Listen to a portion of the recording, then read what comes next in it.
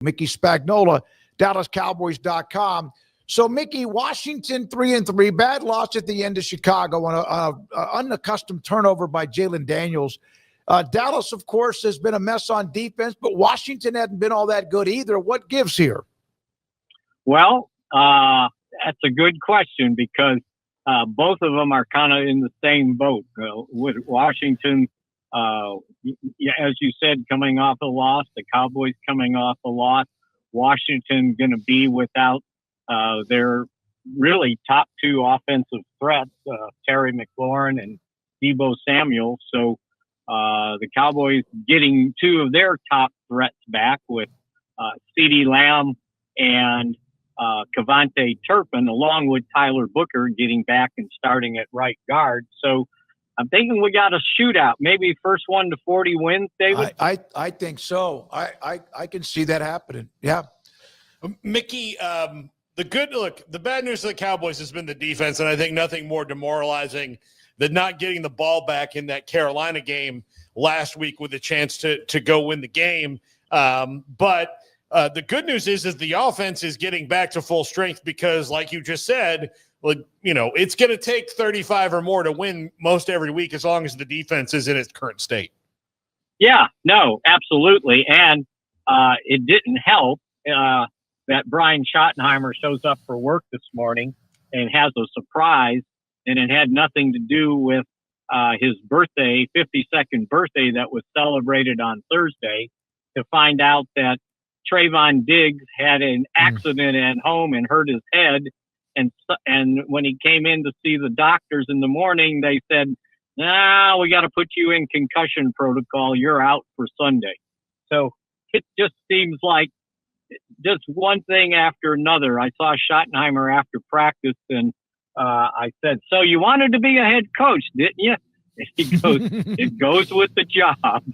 So yeah, it's just snake bitten at certain things. But again, now you got to shuffle the deck one practice before you got to play the game on Sunday in the secondary.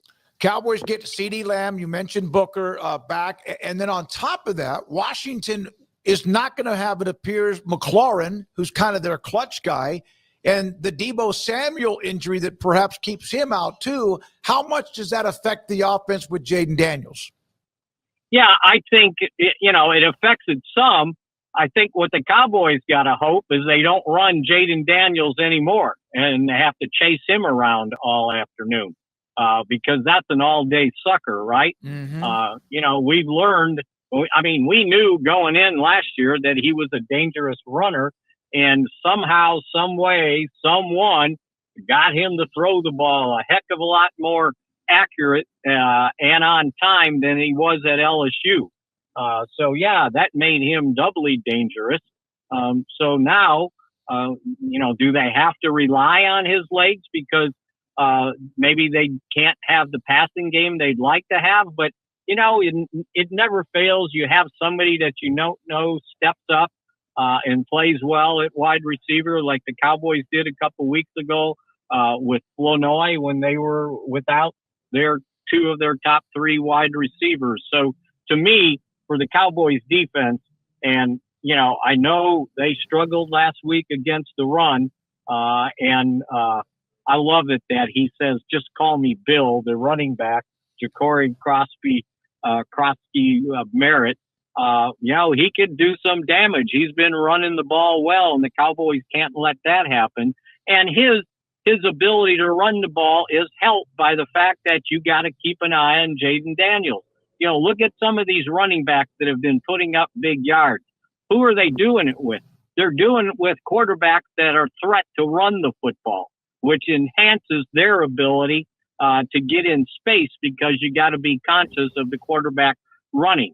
Jalen Hurts, Lamar Jackson, just look at what's taken place. So, again, will they rely on him running the ball, knowing the Cowboys are not doing a good job stopping the run? Yeah, the Cowboys are, 29th overall in a rush defense. Washington is number 1 overall in rushing offense. And, yeah, Daniels does bring some of that to the table. Man, that's a bad matchup. Dak, though, has been playing well. Even people have discussed maybe as good as he's ever played, which says a lot because he's had an MVP type or almost an MVP type season. Is it just he's very comfortable in the offense or what? Yeah, I think it's a lot of things. I think, number one, he's got some pretty darn good receivers. And even when you lose one, the other guy steps up and can dominate the game, meaning Pickett, when Lamb was out. I think the other thing is, and until last week, they were doing a good job running the ball. So that takes some pressure off. And if you think about it, last year, they started the season, CeeDee Lamb did nothing until a week before the start of the season when he signed his contract. Brandon Cooks got hurt. Jake Ferguson got hurt. And then they had some injuries on the offensive line. Zach Martin was playing through an ankle the whole time, needing surgery that he eventually had. Guyton was a rookie at left guard.